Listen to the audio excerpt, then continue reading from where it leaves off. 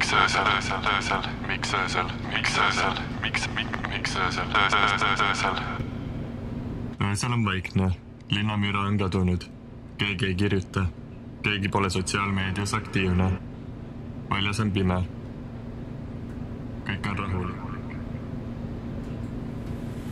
This bird is indeed a bird of night, a bird of darkness. Night and darkness have long been associated with magic. Tšau, see olen mina. Kell on veerand 2 ja ma teen kodutöid.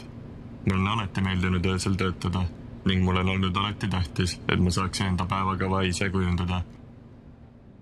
Mu päevakava näeb välja järgmine.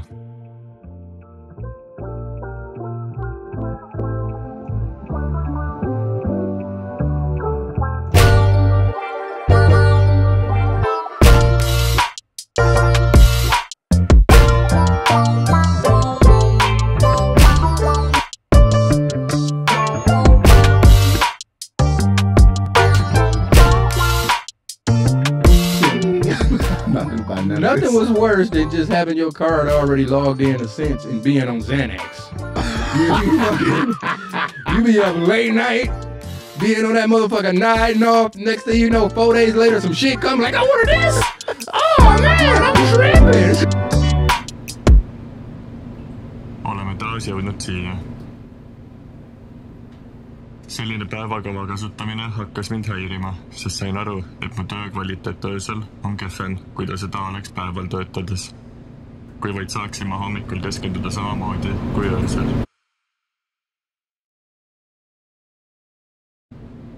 Uurides tunde ja tunde lähemalt seda probleemi, sain aru, et suur osa vastusest peitub dopamiini ja adenossiini suhtes. Päeva alguses on inimese dopamiini tase kõrge ning adenossiini tase madal.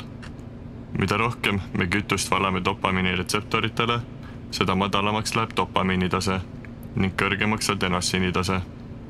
Õhtu lõpuks pole meie tegevused enam mõjutatud dopamiinist, sest näiteks arvutimängude mängimine ei paku enam nii palju rahuldust, kui ta seda tegi päeva alguses.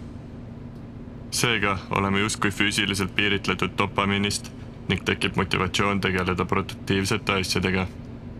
Sama olukord, mis tekib enne magama jäämist, jalutuskäikudel, duši all, saunas ja nii edasi. Kui päeva alustada nii, et dopamiini retseptoritele ei paku esimesed tund aega toitu, pole meie tegevused enam läbi päeva niivõrd dopamiinist sõltuvad. Seega, kui esimesed pool tundi ärgates olla telefonis, on see justkui liumägi teistesse kiiresti dopamiini andvatesse tegevustesse. Eraldades endast need võimalused füüsiliselt, suudan olla produktiivne päeval ning leian motivatsiooni tegeleda asjadega, mis annavad pikaajalist dopamiini, näiteks pikema projekti lõpetamine. Võimalusi seda teha on erinevaid, näiteks luua arvutis eraldi kasutajad, hoides telefoni teises toas, käies jalutuskäikudel ilma telefonita, kui tunned kimbutust kiire dopamiini järgi. Loomulikult ma jätan maha öösel töötamist, sest sellel on oma võlu, aga nüüdsest olen teadlikum enda harjumustest ning usun, et see on tee paremuse poole.